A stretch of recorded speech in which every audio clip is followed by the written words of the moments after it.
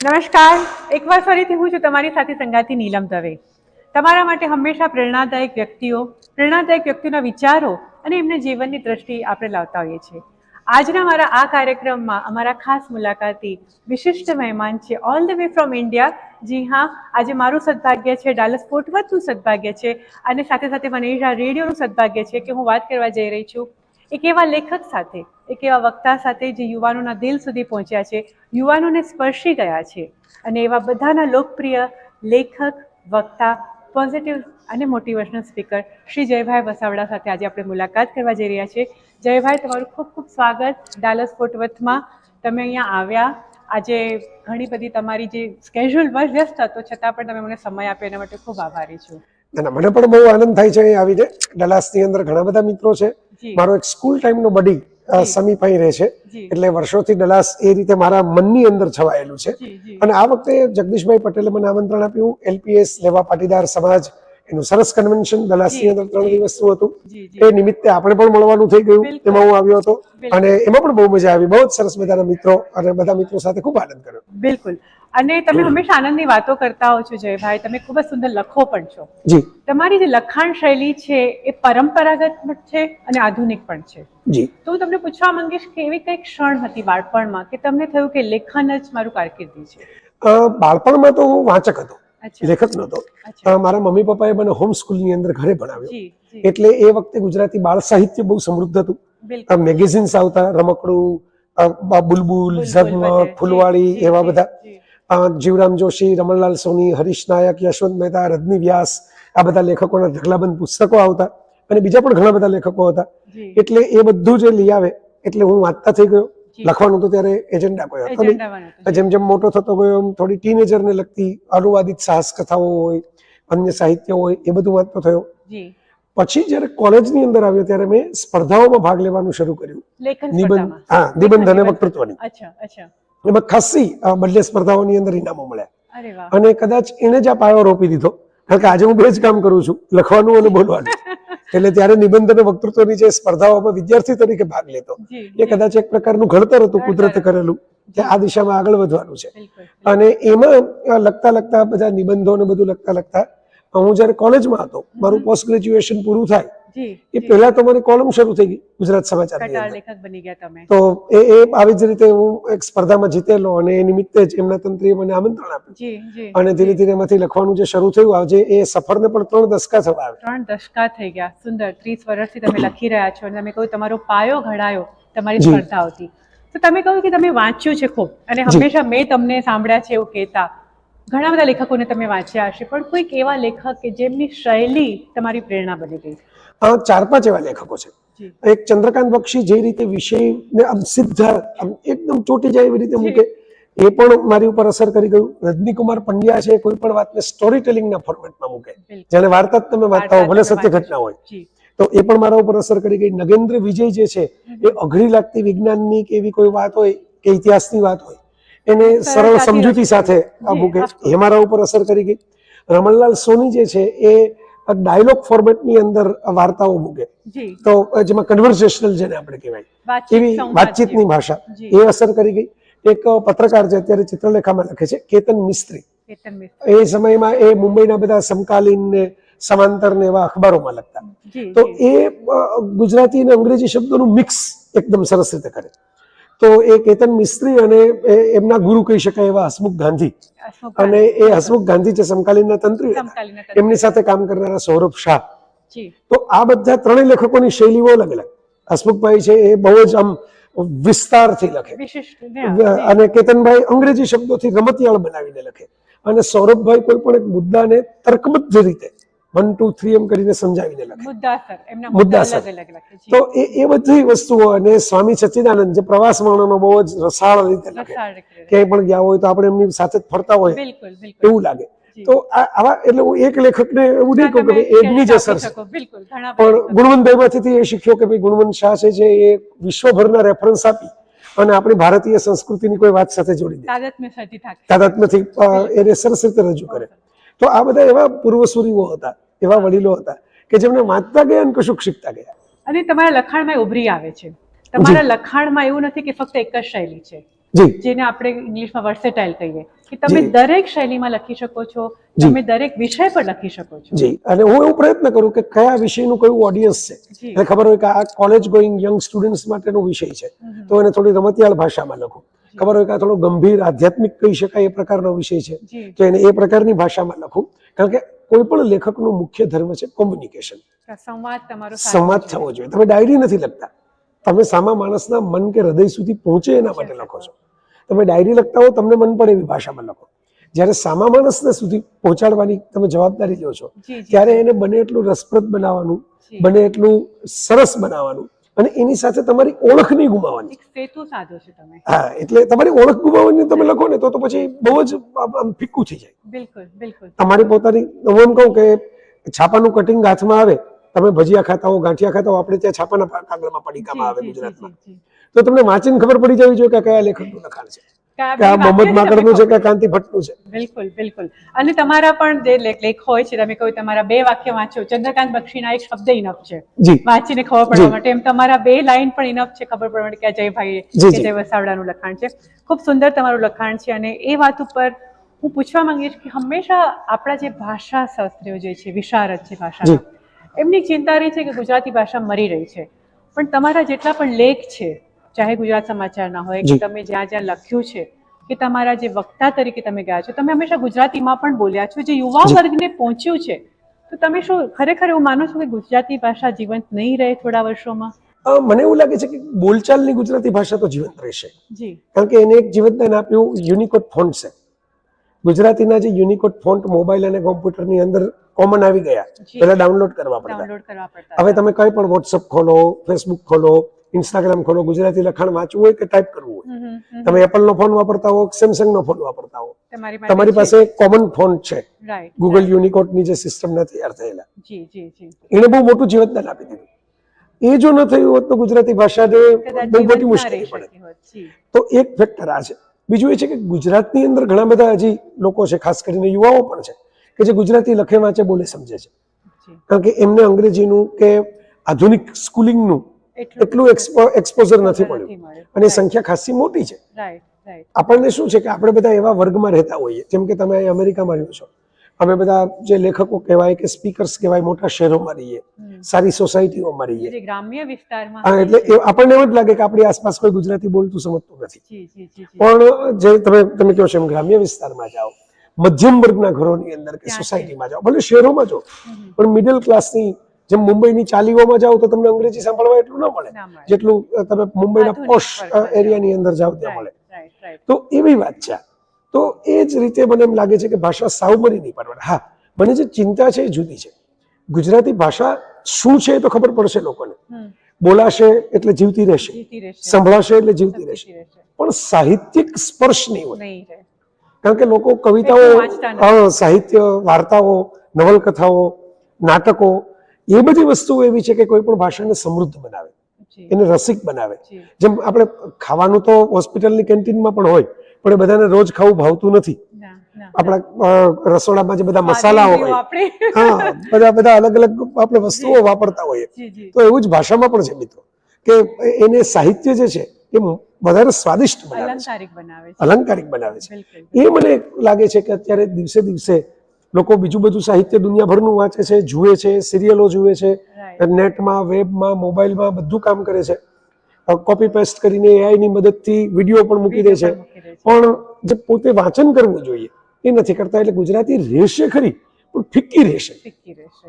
તો આપણે એવી ગુજરાતી બચાવવાની છે કે જે ગુજરાતી સરસ, રસપ્રદ હોય, મજબૂત હોય, સામા માણસને અસર કરી દે એવી હોય. જી જી. અને એના માટેની ફરજ હું એવું માનું છું કે માતા પિતાઓની પણ છે. માતા પિતાની બિલકુલ છે. આપણે બધા એમ જ માનીએ છીએ કે ભાઈ સરકાર કે લેખકો કે એ બધા એમની ફરજ બજાવે, રાઈટ. એ તો પોતપોતાનું કામ કરે જ છે, કરે છે. પણ ઘરમાં મમ્મી પપ્પાએ એટલું ધ્યાન રાખવાનું કે મારા સંતાનને ગુજરાતી વાંચતા, બોલતા અને લખતા આવડે. લખતા આવડવું જોઈએ, કારણ કે આપણને એક ફેશન લાગે છે, હા, ટ્રેન્ડ છે, મારું છોકરું ગુજરાતી બોલતો જ નથી, બરાબર. તો એ ગર્વની વાત નથી. બિલકુલ. તમારી અને હું માતૃભાષા છે. દુનિયાના 40 દેશો ફર્યો છું, જી. તો ફ્રાન્સ પણ ગયો છું, જર્મની પણ ગયો છું, જાપાન પણ ગયો છું, નોર્વે પણ ગયો છું, રાઈટ રાઈટ. ફિનલેન્ડ પણ ગયો છું, Right. કેન્યા પણ ગયો છું.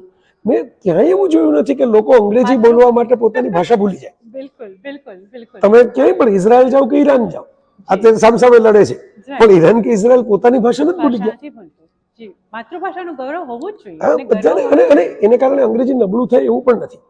તમે સિંગાપોર જાઓ, હમ, બરાબર, કારણ કે ત્યાં કેમ્બ્રિજના લેવલનું અંગ્રેજી શીખવવું ફરજિયાત છે. ફરજિયાત છે. એટલે આપણી એસએસસી ના લેવલે તો ત્યાંના વિદ્યાર્થી ઓક્સફર્ડ કે કેમ્બ્રિજના લેવલે પહોંચી ગયા હોય. Right right right. તમે સ્કેન્ડિનેવિયન દેશોમાં જાઓ, જી કોઈ પણ દેશ એવો નહીં હોય જે અંગ્રેજી નહીં બોલાય, જે અંગ્રેજીમાં તમને જવાબ નહીં મળે. ફાંકડું અંગ્રેજી બોલતા લોકો મળશે, છતાં માતૃભાષા છતાં દરેક જગ્યાએ પોતાની ફિનિશ કે નોર્વેજિયન કે સ્વીડિશ કે ડેનિશ કે બધી જ ભાષાઓમાં ફિલ્મો બનાવશે, એમાં મેગેઝિન્સ બહાર પાડશે, એટલે એક સપોર્ટ સિસ્ટમ આખી બનાવશે. Right right. તો અંગ્રેજીનો કોઈ જ વિરોધ નથી. અંગ્રેજી સરસ ભાષા છે, એમાંથી મને ઘણું જ્ઞાન મળ્યું છે. હું તો લોકોને કહું છું કે અંગ્રેજી નહીં શીખો તો તમને દુનિયામાં થોડીક અધૂરપ રહેશે, જી જી. તમને કેટલીક વસ્તુઓ જાણકારી નહીં મળે, કારણ કે એ જોડતી ભાષા છે, લિંક લેંગ્વેજ. આજે વિશ્વમાં તમને હું યુરોપની બધી ભાષા નહીં શીખી શકું, પણ હું એક અંગ્રેજી શીખીશ તો યુરોપમાં શું ચાલે છે મને ખબર પડી જશે. બિલકુલ બિલકુલ બિલકુલ. તો એ શીખો જ, પણ આપણું ન ભૂલી જાઓ. હું કાયમ એમ કહેતો હોઉં છું કે તમે પિઝા ખાઓ ને કોણ રોકે છે? જાત જાતની ફ્લેવર વાળા પિઝા ખાઓ, મેક્સિકન ખાઓ, ઇટાલિયન ખાઓ, રાઈટ રાઈટ. બરાબર, બધું જ ખાઓ, પણ એને કારણે તમે દાળ ભાત કેવા હોય એનો સ્વાદ ભૂલી ન જાઓ. તમારા ઘરનું આંગણું ના ભૂલી જાઓ. બરાબર. હા, શીરો કેવો હોય, ખીચડી કેવી હોય, એને મિસ મિસ ના કરવું જોઈએ. ના, બહુ સુંદર વાત તમે કહી. અને જયભાઈ, આ વાત ઉપર મેં જોયું છે કે તમે જ્યારે ખોરાકની વાત કરી, તમે ધર્મ માટે JSK જેવી પુસ્તક લખ્યું છે, તમે રાજકારણ માટે પણ લખો છો, તમે જી. વિજ્ઞાન માટે પણ લખો છો, તમે આપણા ધર્મ અને સંસ્કૃતિની સાથે સાથે યુવા વર્ગને જે ગમે કે કયા પુસ્તકો વાંચવા જોઈએ, ક્યાં ક્યાં ફરવું જોઈએ, રસથાળ, તમારા દરેક વિશિષ્ટ જી. લેખો છે એવા. પણ એવી કોઈ વસ્તુ કે એવો કોઈ વિષય કે જે તમને વધારે પ્રિય હોય, તમે લખો છો બધું જ, જી. પણ એવું કંઈક એવું હશે કે તમને એમ થાય કે આ લખતા મને વધારે આનંદ આવે છે? હા, એ બહુ મને એક જો કોઈ પણ કળાને લગતી વાત હોય ને એ લખવામાં મને વિશેષ આનંદ આવે. જી. કોઈ સરસ મજાની ફિલ્મ ગમી ગઈ હોય તો એના વિશે લખવામાં બહુ સમીક્ષા આનંદ તમે આવે. કરો છો. જી, જી. પ્રેમની વાતો લખવામાં, સૌંદર્યની વાતો લખવામાં, કારણ કે એમાં ક્યાંક કવિતા આવે, કવિતા આવે છે. ક્યાંક કોઈ પણ પ્રકારની કલાત્મકતા આવે, રાઈટ રાઈટ. સાહિત્યિક સ્પર્શ આવે, આવે છે. તો એવી વાતો લખવાનું મને વિશેષ ગમે. પછી અંદરથી જે પ્રેરણા આપે એવી વાતો, જેને લોકો આજકાલ મોટિવેશનલ કહે છે, જી. પણ મોટિવેશનલ એવી વાતો નહીં કે જે તમને બહુ જ આમ કે દુનિયા આખી બહુ અદ્ભુત છે અને તમે એમાં સફળ થવા માટે જન્મેલા છો, ને એવી વાતો નહીં. જી જી. એ તો ડ્રીમ સેલિંગ છે, Dream એ મોટિવેશન નથી. મોટિવેશન તો એ કહે છે કે જો તું નિષ્ફળ જઈશ, પણ નિષ્ફળતા પણ જીવનનો એક ભાગ છે. રિયાલિટી. એ વાસ્તવિકતા છે કે માણસ દરેક વખતે સફળ ન જઈ શકે, રાઈટ. દરેક માણસ રોજે રોજ એક સરખો દિવસ ન જીવી શકે. તો નિષ્ફળતા વખતે પણ તમે તમારો આનંદ ગુમાવવાનો નથી, તમારો પ્રયત્ન છોડવાનો નથી. આ પ્રકારનું મોટિવેશન, એવી વાતો લખવી મને ગમે. ખૂબ જ સુંદર. અને તમે એવી વાતો લખી છે, તમે હંમેશા એઝ એન એન્કર બી તમે એવા શોઝ કર્યા છે, અને વક્તા તરીકે તો તમે ખૂબ જ સફળ છો જ, કે હજારો લાખોના દિલ સુધી પહોંચ્યા છો. તો એક અંગત વાત કદાચ તમને પૂછવા હા, બોલો માંગીશ, ને. જવાબ આપો ને આપો. ના ના, અરે આપીશ બોલો બોલો. કે તમે એટલું સુંદર જીવન માટે લખ્યું છે, દરેક વિષય પર, પ્રેમ જી. હોય, સફળતા માટે, નિષ્ફળ, એવો કયો અનુભવ તમારા જીવનનો કે જે તમને કંઈક શીખવાડી ગયો, જે આજે પણ તમે યાદ કરો છો? હા, એવા તો ઘણા અનુભવો છે, અને હું એમ માનું છું કે એવા અનુભવોમાંથી જ અમુક પ્રકારનું સર્જન તમારું બહાર આવે, અમુક પ્રકારની દ્રષ્ટિ તમારી ખુલે. પીડામાંથી જ સર્જન થાય. બિલકુલ. બિલકુલ. જો કંઈક સાહિર લુધિયાનવી કે કોનું હતું, મારા પિતાશ્રી મને કહેતા, वो सबसे मधुर वो गीत जो दर्द के सुर में गाए जाते હા, हैं, ક્યા વાત હે. કે એ જે દર્દના સૂર હોય એ તમને એક પ્રકારની મધુરતા આપે. રાઈટ તો રાઈટ. હું એવું માનું છું કે મારા માતાનું નિધન થયું, મમ્મીનું અવસાન, જી જી. એના પછી થોડીક જે મેચ્યોરિટી આવી જીવનને જોવાની, રાઈટ એ પહેલા નહોતી. પહેલાના મારા લખાણમાં કે આખી જીવન દ્રષ્ટિકોણ પ્રત્યેના બદલાઈ ગયો. અભિગમમાં નહોતી, જી. એ પછી આવી. પિતાનું અવસાન થયું ત્યારે તો એ હમણાં 2021માં, એટલે ખાસો સમય પછી બીત્યો, જી. પણ 2002માં જ્યારે મમ્મીને ગુમાવ્યા એના પછી થોડીક એ જે મેચ્યોરિટી આવી. કેટલાક એવા અનુભવો થાય જે હું ઘણીવાર હસતા હસતા કહેતો હોઉં કે આપણા સ્વજનો જ ઘણી વખત શત્રુઓ થઈ જાય. એનું મુખ્ય કારણ હોય ઈર્ષા. ઈર્ષ્યા. કારણ કે એમને લાગતું હોય કે ભાઈ જે સફળતા મળવી જોઈએ એ એમને ન મળી હોય, આમને કેમ મળી ગઈ, એવું તમે પણ એમના આગળ મનમાં વધી થતું ગયા હોય. અને અમે ન વધ્યા. જી. તો એવા અનુભવોએ મને શીખવાડ્યું કે આપણે કોઈ ભૂલ નથી કરતા, ભરોસો એ ભૂલ નથી, બરાબર, પણ તમારે સાવચેત તો રહેવું જોઈએ. આપણે આંધળો ભરોસો મૂકી દઈએ ઘણી વખત જી. એમ માનીને, તો બધા જ લોકો, આપણે રોડ જેવું છે કે તમે તમારી કાર સરસ રીતે ચલાવો છો, એ જરૂરી નથી કે તમે સરસ ડ્રાઇવિંગ કરો છો એટલે સામેવાળા પણ સરસ જ ડ્રાઇવિંગ કરશે. બિલકુલ તો તમારે એટલું ધ્યાન તો રાખવું પડે કે આજુબાજુ શું થઈ રહ્યું છે. રાઈટ. અને તો આવા કરવા લાગે એવા અનુભવો એ આપણા શિક્ષકો જ હોય છે. રાઈટ. અને એ બધું નિષ્કર્ષ તમારા લખાણોમાં આવે છે જયભાઈ. તમે એક એવા લેખક છો કે વક્તા છો કે જેમણે, તમે કહો ને, ડ્રીમ કોટિંગ નથી કરતા. જી. તમે લખો છો જીવનની વાસ્તવિકતાઓ, જી. કે નિષ્ફળતા તો છે જ, તમને બિલકુલ. દુઃખ પડવાનું જ છે, પણ એમાંથી તમે કેવી રીતે માર્ક કાઢો એ બિલકુલ. તમારા ઉપર હું તો ઘણી વાર કહું છું કે આપણે જેને ઈશ્વરો કહીએ છીએ, ઈશ્વરીય ચરિત્રો કહીએ છીએ, એ ક્યાં દુઃખી નથી થયા? નથી થયા. એ પણ દુઃખી થયા છે. રામને વનવાસ મળ્યો છે, કૃષ્ણને માતા પિતાથી વિયોગ સહન કરવો પડ્યો છે, બિલકુલ. એમના રાધા, આપણે રાધા કૃષ્ણની જોડી કહીએ તો એ ક્યારે એમને પૂરી બી વિરહ થઈ, થયો છે. બિલકુલ. એમનો વિરોધ થયો છે, બિલકુલ. સીતારામનો વિરોધ થયો છે, શિવ અને સતીનો વિરોધ થયો છે. એટલે જેને આપણે ભગવાન કહીએ છીએ એમને કઈ તકલીફ નથી પડી એવું નથી, પણ એમને તકલીફમાં તક શોધીને પોતાની તાકાત બતાવી, એટલે આપણે એમની પૂજા કરીએ છીએ. અને આપણે પણ એમની પાસેથી શીખવાનું છે કે મનુષ્ય થઈને આપણે કેવી રીતે માર્ક કાઢી જી શકીએ. જી તમે લેખક છો, વક્તા છો, તમે રેડિયો એન્કર પણ છો, સેલિબ્રિટી એન્કર તરીકે, ટીવીમાં પણ તમે ઘણા શોઝ એન્કરિંગ કર્યું છે, દૂરદર્શનથી લઈને ઘણી બધી ચેનલ્સ માટે, જી મૂવીઝમાં પણ એક બે વાર અમે તમને જોયા છે. પણ જય વસાવડા નામ જે છે એક વિશિષ્ટ શૈલી માટે જાણીતા બધી જ રીતે, પણ તમે ક્યાં જોવા ઈચ્છો છો તમારા પોતાના નામને આજથી 10 વર્ષ પછી? હું છે ને આમ ગો વિથ ધ ફ્લો નો માણસ છું. એટલે હું આમ બહુ બધું આમ પ્લાન કરીને નથી જીવતો કે નો બેસતો. પ્લાનિંગ. એટલે નાનું મોટું પ્લાનિંગ કરવું પડે. જેમ કે આજે આપણે આ મુલાકાત માટે ભેગા થવું હોય તો પ્લાનિંગ, બેઝિક પ્લાનિંગ કરવું પડે. મહત્વાકાંક્ષા, હું એમ પૂછીશ કે મહત્વાકાંક્ષા કઈ તમારી? ના, મારે તો હું તો જો આનંદથી જીવવું અને લહેરથી જીવવું એ જ મારી મહત્વાકાંક્ષા છે. મારે કોઈ બહુ મોટા હોદ્દાની ભૂખ નથી હોતી. એવી ઓફરો કરવા વાળા લોકો આવ્યા છે કે તમે પબ્લિકેશનના ફિલ્ડમાં અમારી સાથે આવો, અમે તમને એડિટર બનાવીએ, તમે એજ્યુકેશનના ફિલ્ડમાં આવો, અમે તમને director of the school or college બનાવીએ, યુનિવર્સિટીની અંદર લઈ જઈએ, એ ઓફરો પણ આવે છે. મને ઘણા લોકો એમ કહે છે કે તમે મૂવીમાં જઈને કંઈક લખવાનું શરૂ કરો, એ તમને કરીએ. ઘણા લોકો એમ કહે છે કે તમને બોલતા આટલું આવડે છે ને આટલા બધા લોકોની સમસ્યાઓથી તમે વાકેફ છો તો પોલિટિક્સમાં ઝુકાવો. હું એમ કહું છું કે આ બધી જ વસ્તુઓ બરાબર છે.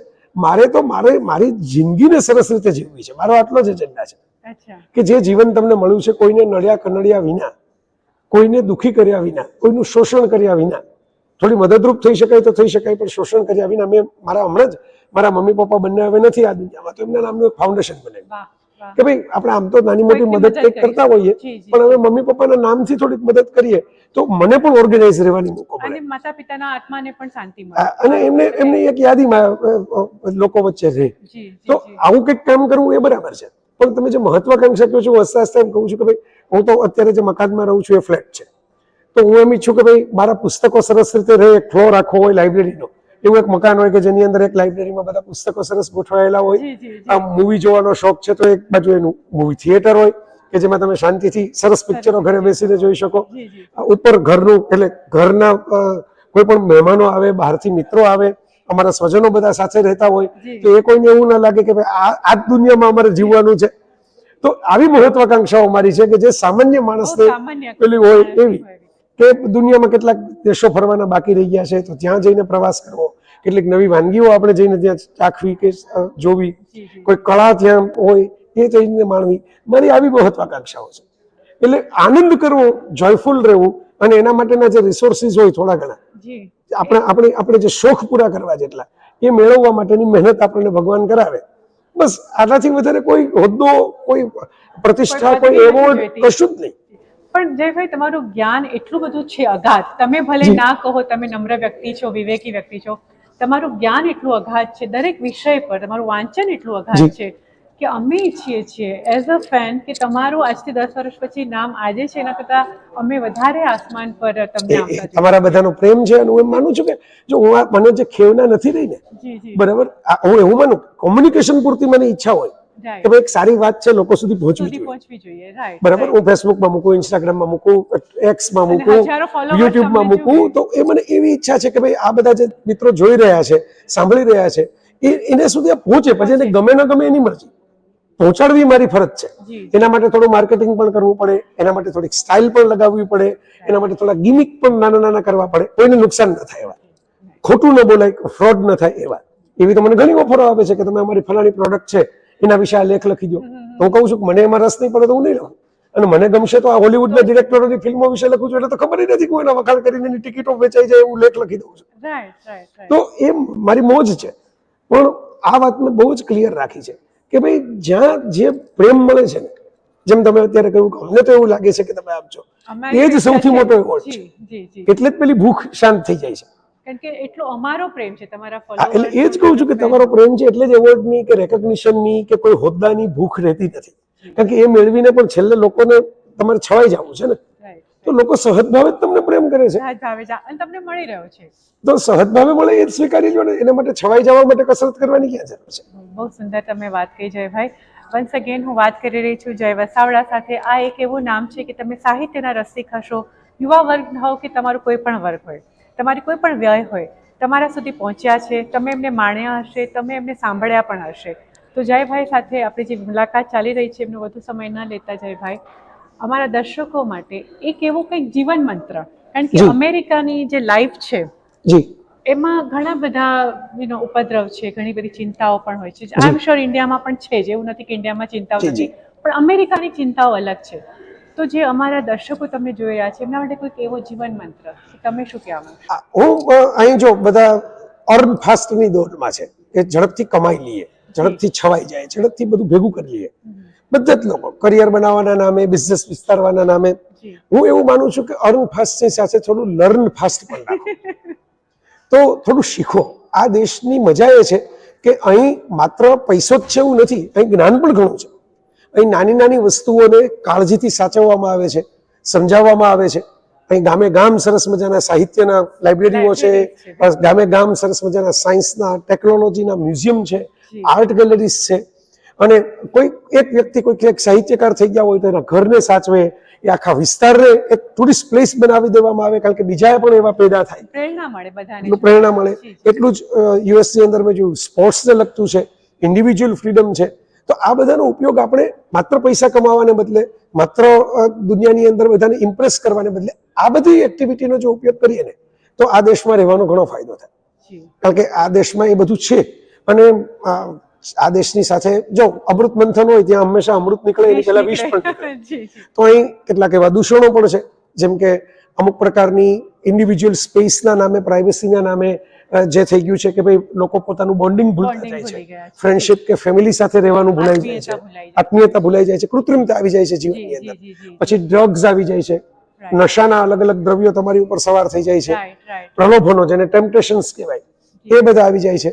તો એનાથી બચીને કે જય વસાવડા તમને હાથ પકડીને નહીં બહાર કાઢે. એ તો આપણે આપણી જાતે જે સફરમાં ધ્યાન રાખવાનું છે, તમારે તમારો દીવો થવાનું છે.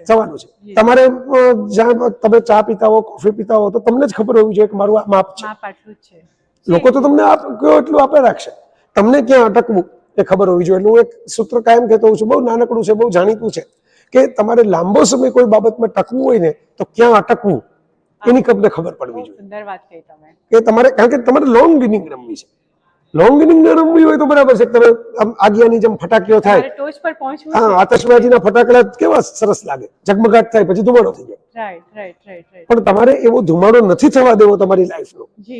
તમારે લાંબુ જો ટકવું છે તો ક્યાં અટકવું, કઈ બાબતમાં સ્ટોપ થવું. પછી એ રિલેશનશિપ હોય ત્યાં પણ લાગુ પડે, એ તમે વાત કરતા હો ત્યાં પણ ક્યાં મૌન રહેવું એ પણ તમારે સમજવું પડે. તમે ભોજન લેતા હો તો એમાં ક્યાં અટકી જવું કે ઓબેસ ન થઈ જાવ, એ પણ તમારે. યસ. તો એક સૂત્ર તમે એમ બોલો કે એક સૂત્ર શું, તો એક સૂત્ર આ બધી વાતના સાર રૂપે એવું છે, સુભાષચંદ્ર બોઝે એ કહેલું કે access of anything is poison. કોઈ પણ બાબતનો અતિરેક એ ઝેર છે. તો આ મને બહુ ગમતું સૂત્ર છે કે કોઈ પણ વસ્તુનો જ્યારે અતિરેક થઈ જશે તમારી લાઈફમાં, ત્યારે એ પોષણ આપતી વસ્તુ પણ ઝેર થઈ જશે. તમને દૂધ ભાવતું હોય એનો અર્થ એવો નહીં કે સવાર બપોર સાંજ રાત દિવસોના દિવસો સુધી તમે માત્ર દૂધ જ પીતા કરો, તો તમારા શરીરમાં તે ઝેર થઈ જશે. તો કોઈ પણ બાબતમાં તમે થોડું સમજણપૂર્વક આગળ વધો, તેની મજા છે. અને આ દેશ મેં કીધું એ રીતે ઓપોર્ચ્યુનિટીનો, તકોનો દેશ છે. કેટલા બધા એવા લોકો છે કે જે લોકો પોતાના ઘરની અંદર સ્વદેશે એટલે ભારતમાં, ગુજરાતમાં રહીને જે ન મેળવી શક્યા હોય, અહીં આવીને મહિનાઓમાં, વર્ષોમાં મેળવીને આગળ વધી ગયા હોય. તો એ એક સારી વસ્તુ છે કે અહીં આવીને તમને મળે છે. એ મળ્યા પછી હવે શું કરવું ત્યાં આપણું વ્યક્તિત્વ નક્કી થાય છે. આપણું ચરિત્ર એટલે શું, કોઈને જોતું હોય ત્યારે આપણે કેવી રીતે વર્તીએ, આપણું ચરિત્ર, એ કેરેક્ટર. કારણ કે બધા માણસો કેરેક્ટર વાળા જ લાગે જ્યારે બધા જોતા હોય ત્યારે. તમે એકાંતમાં શું કરો છો એ તમારું ચારિત્ર છે. તો હું એમ માનું છું કે પૈસા મળી જાય ને પછી તમે કેવી રીતે જીવો છો ને તમારું વ્યક્તિત્વ છે. ચાલો તમને પૈસા મળી ગયા, કારકિર્દી મળી ગઈ, પછી તમે શું જીવો છો. તો મારા આ બધા મિત્રોને ખાલી એટલી જ વિનંતી કરવાની કે જીવનમાં થોડાક શોખ પણ રાખો. તમે કંઈક એવી કેળવણી રાખો કે જેને કારણે તમારા શોખ વિકસે. કોઈ કળાને તમે વિશિષ્ટ કરશો, તમારી પોતાની પર્સનાલિટી, વ્યક્તિત્વમાં એ નિખાર આવશે. ખૂબ જ સુંદર વાત કરી જયભાઈ, અને મેં કહ્યું તેમ એમને ખૂબ જ સુંદર લખ્યું છે, ખૂબ જ સુંદર બોલે પણ છે. એક વક્તા, સુંદર વક્તા, ઉત્તમ લેખક, અને આવી જ રીતે લખતા રહે, આવી જ રીતે આપણને જીવનલક્ષી ઘણી બધી માહિતી આપતા રહે, ઘણી બધી વાતો કરતા રહે. આપણા જીવનમાં નિરાશાનો સંચાર તો થશે જ, પરંતુ નિરાશા સાથે કેવી રીતે લડવું એ જયભાઈ જેવા વક્તા આપણને શીખવાડે છે. So thank you so much once again Jaybhai, કે તમે અહીંયા આવ્યા, તમે મને સમય આપ્યો. તમે, મેં કહ્યું તેમ આજનો દિવસ તમારો ઘણો બિઝી હતો, વ્યસ્ત હતો, પણ મેં તમને પ્રોમિસ કરેલું કે આ વખતે હું 2 વખતે તમારું મને ચુકાઈ ગયું હતું હું આવ્યો ત્યારે, તો મને સમીપે પણ યાદ દેવડાવ્યું કે નીલમબેનની સાથે વાત કરવાની થઈ ગઈ. મેં કીધું હા, મારી વાત ચાલુ જ છે, અને એ તમારી પણ લાગણી કહેવાય કે તમે આટલા પ્રેમથી અને સરસ ઇન્ટરવ્યુ તમે કર્યો. અને એક પ્રયાસ છે મારો પણ કે ગુજરાતી સંસ્કૃતિને હું અહીંયા જીવંત રાખું. જે મને અમેરિકામાં આટલા વર્ષો થયા, પણ મારો જે સાહિત્ય માટેનો પ્રેમ છે તમારા જેવા વિશિષ્ટ લેખકો સાથે વાત કરીને જીવંત રાખું. જી જી, ચોક્કસ. So thank you so much once again, અને એકવાર ફરીથી તમારા બધાનો ખૂબ ખૂબ આભાર. આવી જ રીતે આવી ઘણી બધી મુલાકાતો માટે સાથ સંગાત, હું છું નીલમ દવે.